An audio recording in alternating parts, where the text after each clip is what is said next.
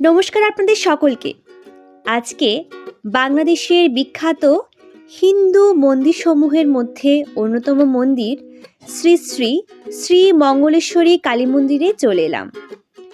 এই মন্দিরের প্রধান দেবতা হলেন শ্রী মঙ্গলেশ্বরী কালীমাতা ও মহাদেব।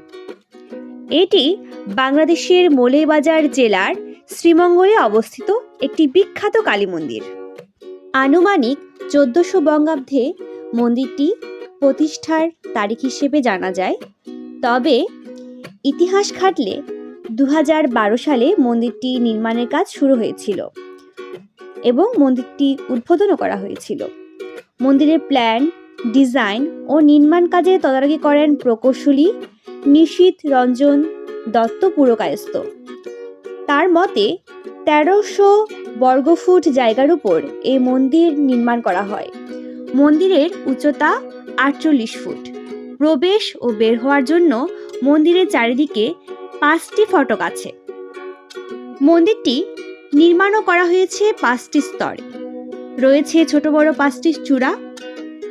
কারুকাজে রয়েছে জবা ফুল, বেলপাতা ও স্বস্তিকা।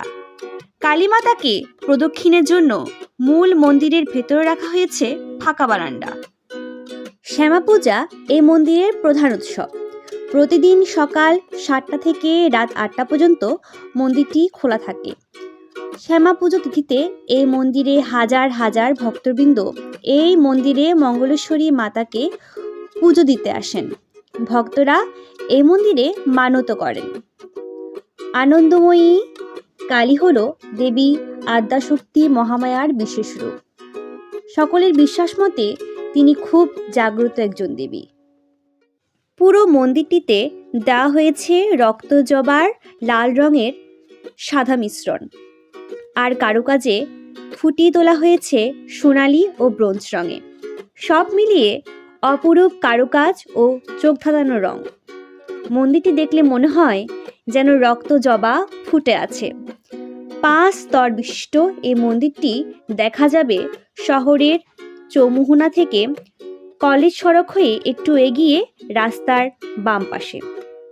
75 লক্ষ টাকা ব্যয়ে দীর্ঘ 9 বছরে এই মন্দিরটির কাজ শেষ হয়।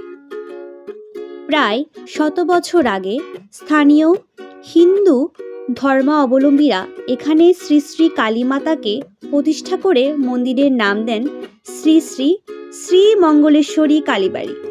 পরবর্তীতে 2 বার মন্দির ভেঙে পুনর্নির্মাণ করা হয়।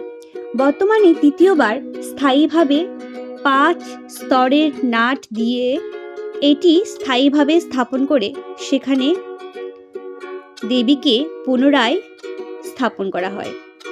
সবাইকে অনেক ধন্যবাদ ভিডিওটি দেখার জন্য।